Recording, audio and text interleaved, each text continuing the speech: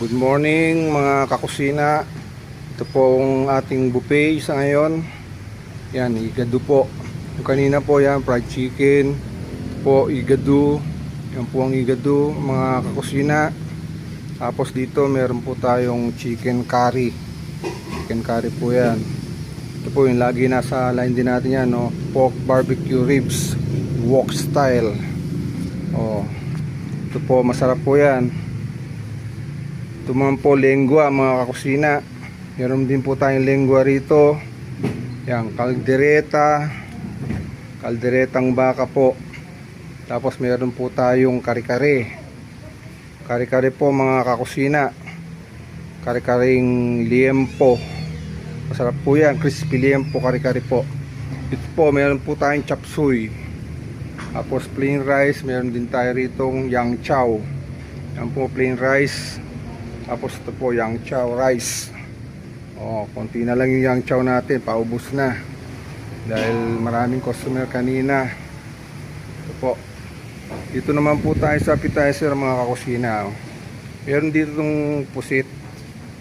Ito, meron po tayong spicy pusit dito. Yan, sisig, meron tayong sisig.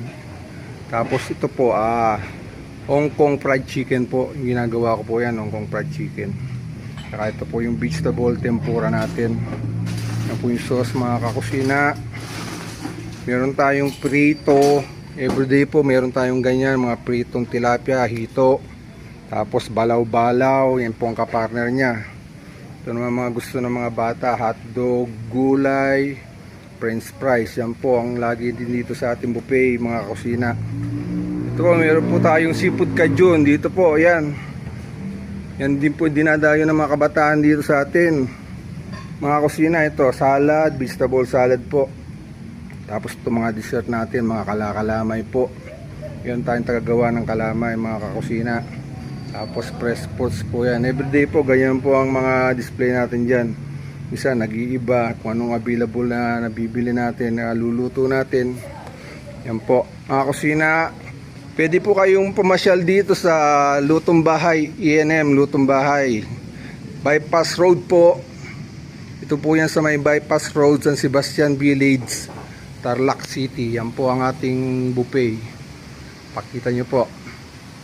O, medyo tahimik po ngayon.